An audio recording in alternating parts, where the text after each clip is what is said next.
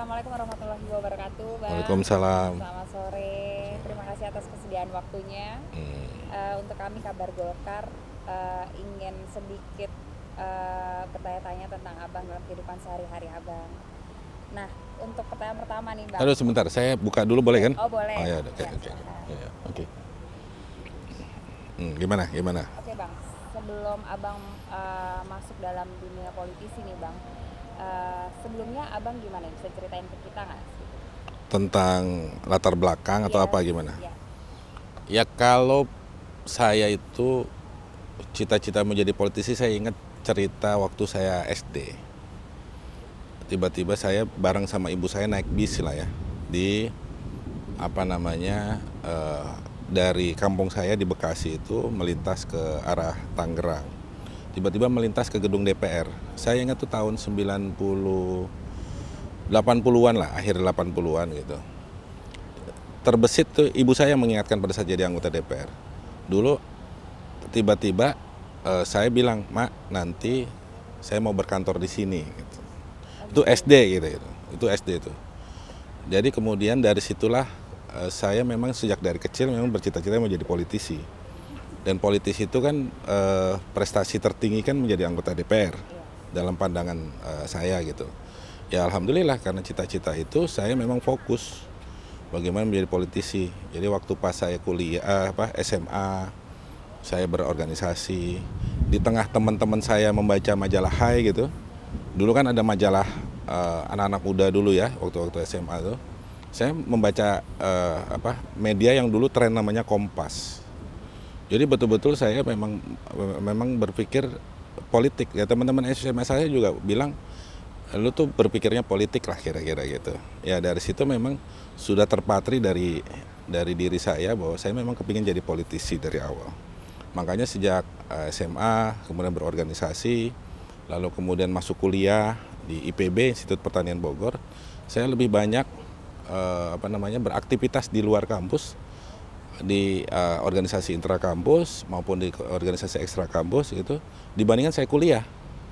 Makanya dosen pembimbing saya gitu menjuluki saya itu mahasiswa kadal.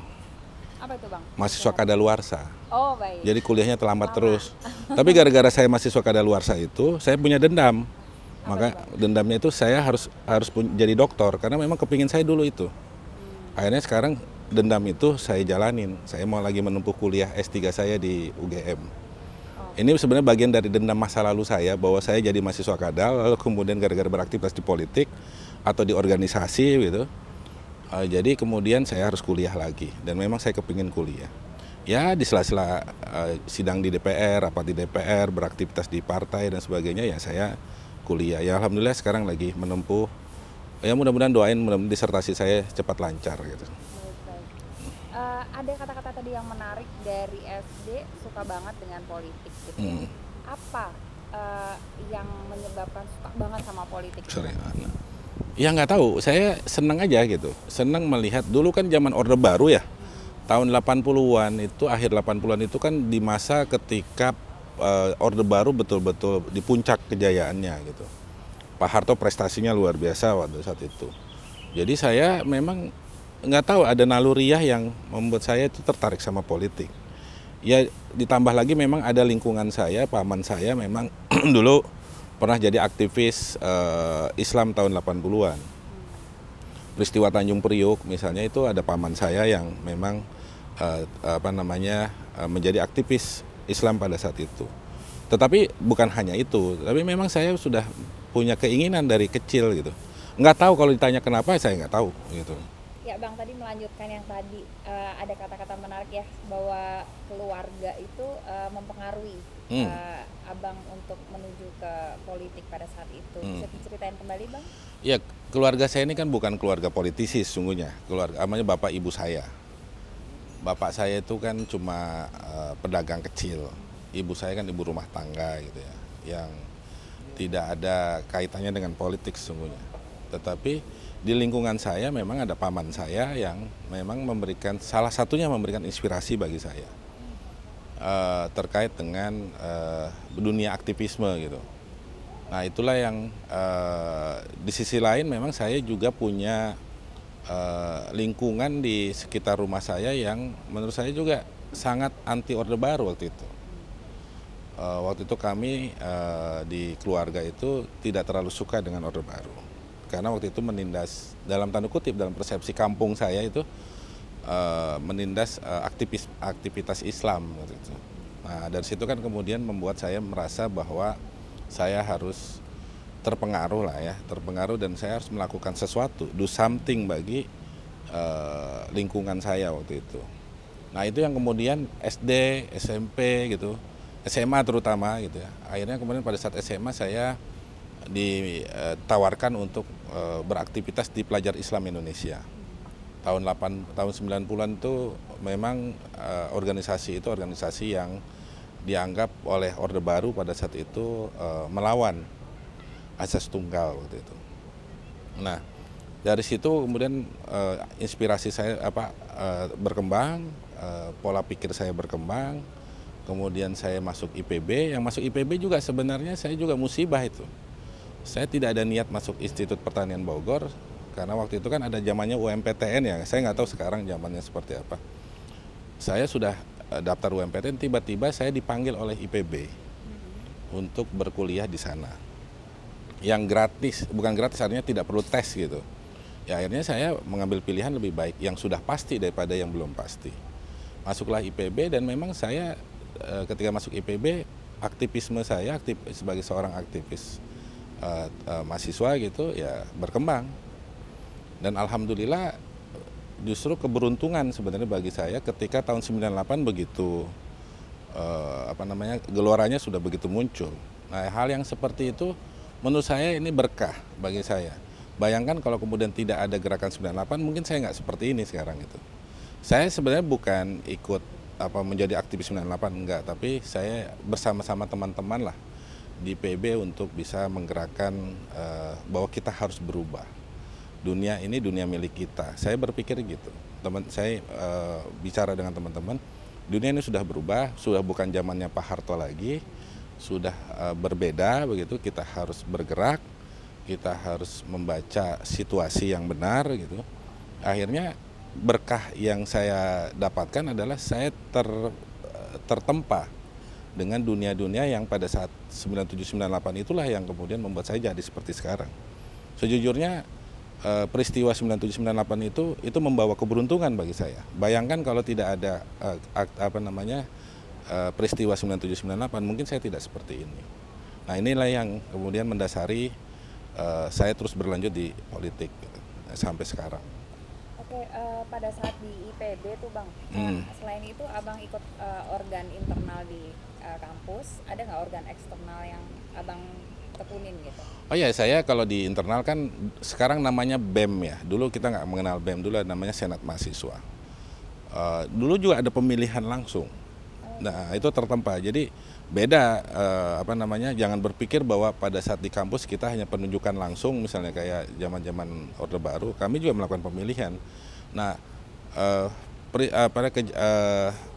kegiatan atau aktivitas pemilihan senat, pemilihan senat fakultas ya, itu membuat saya terpacu dan tertempa juga untuk menjadi aktivitas politik. Nah, yang kedua memang saya di eksternal memang saya aktivis HMI, Himpunan Mahasiswa Islam. Saya merasakan bahwa dunia aktivisme itu bukan dunia IPB saja. HMI itu membuka kepala saya, membuka pikiran saya bahwa kita punya jaringan, punya visi keindonesiaan. HMI itu punya jaringan dari Aceh sampai Papua. Bukan hanya menurut saya HMI semata, tapi kan aktivis Cipayung, dulu kan ada nama Cipayung, ada HMI, GMNI, PMKRI, GMKI, dan sebagainya ya. Itu yang membuka ruang bagi seorang aktivis mahasiswa gitu, bahwa dunia itu tidak sesempit daun kelor lah kasarnya gitu. Jadi aktivisme itu bukan hanya IPB, kita punya jaringan, punya network, dan bisa berkomunikasi satu sama lain, yang terbina sampai sekarang. Teman-teman saya yang waktu tahun 98, 97, 98 itu banyak yang menjadi anggota DPR. Jadi ketika saya masuk menjadi anggota DPR sudah tidak lagi aneh gitu, ketemu sama teman-teman, ketemu para senior, ketemu adik-adik kelas saya begitu, adik-adik di HMI maupun adik-adik di Cipayung, jadi nggak aneh juga. Artinya organisasi eksternal seperti HMI dan kelompok Cipayung lainnya itu membuat kita semakin menambah jaringan, menambah keyakinan bahwa kita ini sebenarnya masih bersama-sama dengan teman-teman aktivis lainnya. Kemudian Bang, kalau di dalam keluarga Abang ada tersirat sesuatu orang yang bisa memacu Abang hingga sampai sekarang gitu? Tadi kan paman Abang ya. Nah kalau dari mengenai tadi HMI dari Aceh sampai Papua gitu, kira-kira ada nggak sosok tokoh nasional yang Abang panutin gitu? Saya sejak SMP itu senang membaca bukunya Pak Natsir. Muhammad Natsir. Muhammad Natsir itu Ketua Umum Masyumi, Perdana Menteri Indonesia yang terkenal dengan mosi integrasinya itu. Dan bagi saya beliau itu orang yang memberikan inspirasi bagi saya tentang keislaman dan keindonesiaan. Bahwa yang namanya Islam dan Indonesia itu tidak bisa dipisahkan. Tidak ada misalnya Islam itu harus seperti apa gitu, harus global, tapi Islam yang benar adalah Islam yang memang membumi di Indonesia.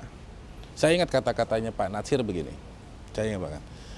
Islam itu seperti benih padi yang jatuh dari langit, yang kemudian tersebar di muka bumi. Hasilnya apa? Hasilnya ada padi rasa Cianjur, padi rasa Kerawang, padi rasa Klaten, padi rasa Jogja dan sebagainya gitu. Artinya butir itu Islam. Tapi Islam seperti apa? Islam yang rasanya disesuaikan dengan daerah-daerah yang di mana Islam itu ada. Jadi tidak ada Islam yang menurut saya, Islam itu universal, agama kita itu universal, sama seperti Katolik dan sebagainya.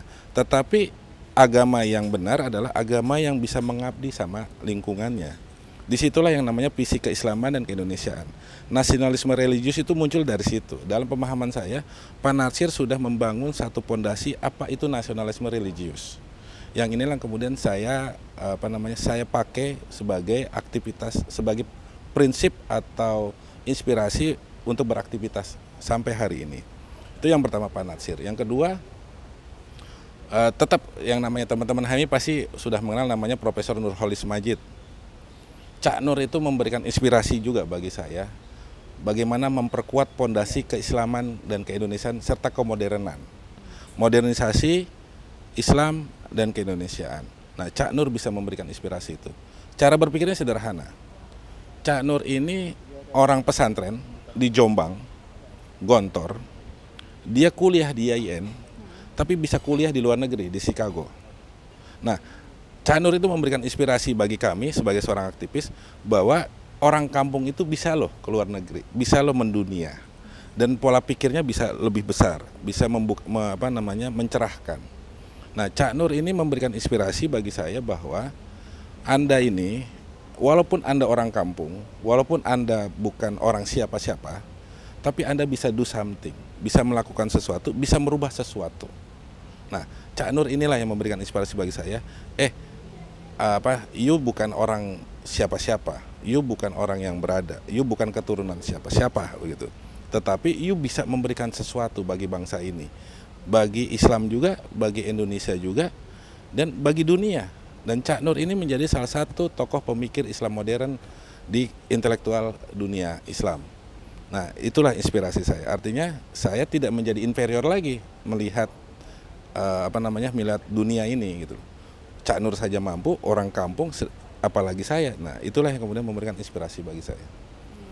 Kalau dunia politik, saya tidak mau saya harus berterima kasih pada satu orang. Namanya Ade Komarudin. Ayahnya Putri Komarudin itu. Mau tidak mau saya mengatakan bahwa Pak Akom inilah yang memberikan jalan bagi saya untuk berkiprah lebih jauh di Partai Golkar. Beliau juga yang mengajarkan saya bagaimana berpolitik yang baik. Beliau juga yang mengajari saya bagaimana menghadapi pertarungan-pertarungan politik. Dan beliau punya jasa besar pada hidup saya. Dan saya harus berterima kasih sama Pak Akom. Saya minta doanya juga, mudah-mudahan Pak Akom lekas sembuh dan sehat sedia kala gitu. Nah, 3 orang inilah bagi saya yang memberikan inspirasi, yang memberikan jalan bagi saya untuk menjadi seperti hari ini. juga kesibukan abang sebagai anggota legislatif DPR RI, kader Partai Golkar juga, dan bagaimana tuh abang bisa menjembatani dengan keluarga, dengan kesibukan abang? Ya mau tidak mau memang waktu untuk berinteraksi sama keluarga harus berkurang. Saya harus akui itu. Tapi bagaimanapun sekarang ini kan zamannya bukan zaman lagi yang harus ketemu secara langsung.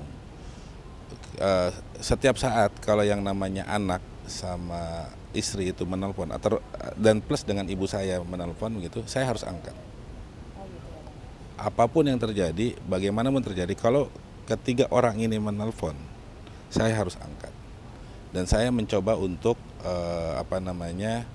mencari waktu yang baik. Setiap Sabtu Minggu saya upayakan, setidaknya dari Sabtu dan Minggu itu, satu di antara 2 hari itu saya harus ada di rumah. Saya upayakan, kecuali kemudian kalau saya keluar kota. Ya sekedar makan, mungkin nasib anaknya anggota DPR itu memang nasibnya waktunya memang berkurang. Ya? Itu harus kita akui. Tanya sama teman-teman yang bapaknya pernah jadi anggota DPR, pasti waktunya berkurang. Tetapi itu tidak menghalangi kedekatan kita sama anak. Dan lewat video call misalnya, lewat telepon, saya selalu punya rumus itu tadi. Saya tidak mungkin, tidak boleh, tidak mengangkat kalau kemudian anak, istri, dan ibu saya menelpon, saya pasti harus angkat. Kenapa? Karena bagi saya merekalah yang menjadi pemberi semangat bagi hidup saya. Dan itu wajib saya lakukan. Mau tidak mau, kapanpun, dimanapun, mau 24 jam, kalau mereka telepon, saya pasti angkat. Masih ada waktu nggak sih, Bang, kayak misalnya anak ujian dan sebagainya? Oh ya, hari ini. Dan sebagainya itu? Kalau wisuda kan anak saya kemarin waktu SD kan memang ada wisudanya. Saya ngambil rapot juga. Saya harus ngambil rapot. Memang tidak setiap saat saya mengambil rapot. Saya harus berbagi sama istri saya. Tetapi pada momen-momen tertentu saya harus hadir. Ya bahwa anak sekarang ini anak yang suka protes, walaupun diprotes ya sama anak saya, tapi mau nggak mau saya meyakinkan, dan alhamdulillah sekarang anak saya mengerti posisi bapaknya, sehingga kemudian ketika dia nelfon gitu ke saya, pasti nanya dulu, papa lagi sibuk nggak? Selalu kalau dulu kan langsung nyerocos, nah sekarang sudah mulai mengerti. Nah anak saya itu sudah mulai mengerti bahwa posisi bapaknya memang bukan hanya milik dia, bukan hanya milik keluarga, tapi milik milik orang lain, milik masyarakat maksud saya gitu. Nah ini kesadaran ini ya harus kita ajarin, dan alhamdulillah sekarang dia sudah mulai paham tentang posisi saya sebagai anggota DPR. Berapa ya Bang anaknya? Saya baru 1. Oh 1? 14 tahun. 14 tahun, berarti SMP? SMP kelas 2. SMP kelas 2. Jadi rencananya gimana tuh Bang? Ya saya terserah anaknya maunya seperti apa. Kalau anaknya pengen jadi politisi seperti bapaknya ya kita support. Tapi saya prinsipnya begini, buat anak saya kepingin dia tidak bergantung sama orang tuanya. Dia harus menjadi orang yang mandiri, orang yang bisa tahu membedakan mana yang baik dan mana yang tidak menurut versinya. Tapi tetap landasannya agama. Saya lebih tapi dia harus sayang juga sama Indonesia. Bagaimanapun inilah tempat lahir dia. Dia nggak boleh keluar dari cara keindonesiaannya. Dia boleh keluar negeri, tapi tidak boleh hidup di luar negeri. Stay di sana.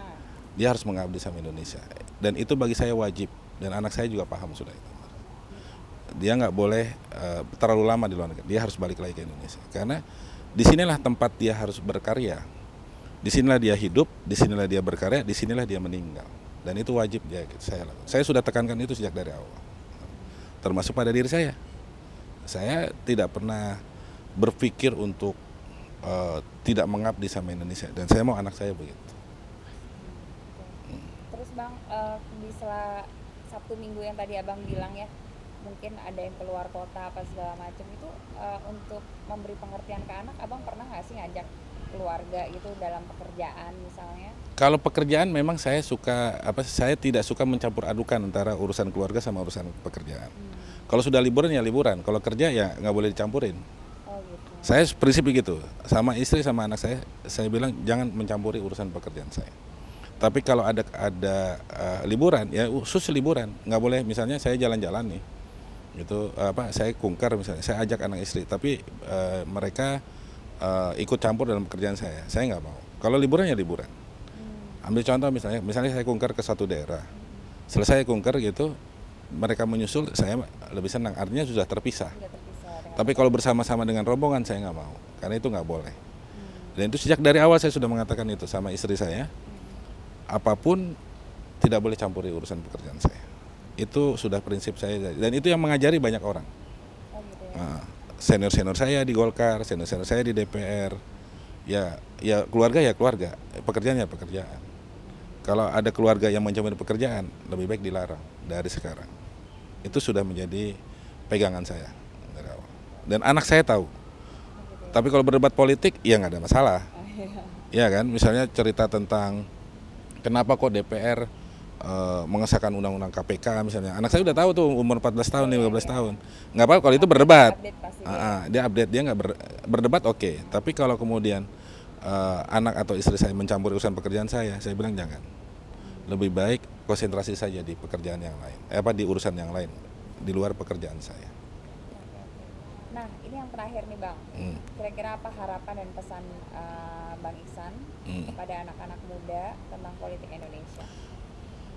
Begini, bahwa Indonesia itu milik semua orang, milik seluruh masyarakat kita, masyarakat Indonesia.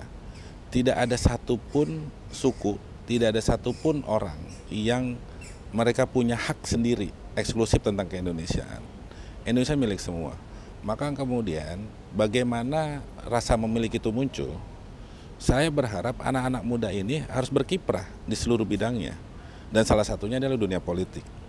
Karena bagaimanapun, apapun yang Anda lakukan, apapun teman-teman anak-anak muda lakukan, mau pekerjaannya A, mau pekerjaannya B, tapi tetap saja bahwa yang menentukan arah kemana bangsa ini ke depan, itu politik.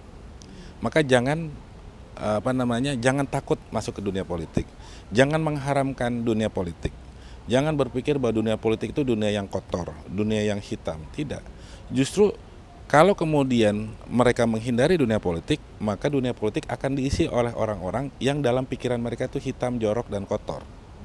Makanya kalau ingin membersihkan Indonesia, kalau ingin memperbaiki Indonesia, kalau ingin menjadikan Indonesia lebih baik, ya masuk dunia politik. Salah satunya. Karena dunia politik harus dipercaya bahwa dunia politik itulah yang menentukan arah pembangunan atau arah kemana Indonesia ke depan. Sekali lagi, saya mengajak teman-teman yang muda untuk bisa masuk dunia politik. Jangan takut. Saya ambil contoh diri saya misalnya. Saya bukan siapa-siapa. Saya bukan anak siapa-siapa. Saya bukan dari keturunan siapa-siapa. Tapi kita berjuang, kita mau yakin bahwa dunia politik adalah dunia yang memang bisa menentukan arah masa depan bangsa, ya masuk. Dengan suka dukanya jalanin. Jangan takut. Jangan takut banyak hal. Justru kalau takut, ya nggak akan dikerjakan apa-apa. Makanya masuklah ke dunia politik, karena dunia politik sesungguhnya dunia yang nyaman kalau kita mau menjalani dan menikmati dengan baik. Kira-kira gitu. Gitu ya Bang. Closing statement nih Bang, ajakan untuk anak-anak muda untuk bisa dapat berkecimpung di Partai Golkar gitu. Teman-teman yang muda, teman-teman muda, anak-anak muda, teman-teman generasi milenial, Golkar ini seperti Indonesia Mini. Tidak ada paham yang satu paham saja di Golkar. Sukunya pun banyak di Golkar, dari ujung Aceh sampai ujung Papua. Golkar ini di mata saya adalah Indonesia yang memang wujud dari keindonesiaan. Maka kemudian salah kalau mengatakan bahwa Golkar ini adalah produk Orde Baru. Golkar itu dilahirkan bagian dari bagaimana mencerminkan keindonesiaan. Di situ ada nasionalisme, di situ juga ada religiusnya. Dan Partai Golkar ini adalah partai yang memang diciptakan oleh para pendirinya untuk menjadi penopang bagi pembangunan Indonesia. Jadi kalau kemudian anak-anak muda mengatakan bahwa Golkar itu adalah masa lalu, itu salah. Golkar itu sebenarnya masa depan, kalau kita mampu mengisinya dengan baik. Golkar adalah partai yang sangat terbuka bagi siapapun, dari manapun, dari unsur manapun. Nah, kalau kemudian teman-teman yang muda mau masuk Golkar, maka teman-teman akan melihat Indonesia secara baik. Teman-teman akan melihat bagaimana konsep pembangunan yang benar, dan itu hanya di Partai Golkar. Bagi saya sejak tahun sudah lebih 15 tahun di Golkar, dan saya merasakan Golkar ini adalah visi Indonesia yang benar. Gitu. Ini keyakinan saya. Jadi jangan takut. Bahwa ada partai lain bilang nasionalisme, di Golkar juga ada nasionalisme. Di partai lain ada religius, di Golkar juga ada religius. Jadi Golkar ini seperti supermarket, semuanya ada. Kalau teman-teman mau menikmatinya, mau menjalaninya, dan mari berkecimpung di Partai Golkar. Saya sangat berharap dan punya keyakinan bahwa Golkar adalah partai yang Indonesia banget lah. Miniaturnya Indonesia. Indonesia banget pokoknya. Indonesia banget. Kalau kata bahasa teman-teman sekarang Indonesia banget. Ya.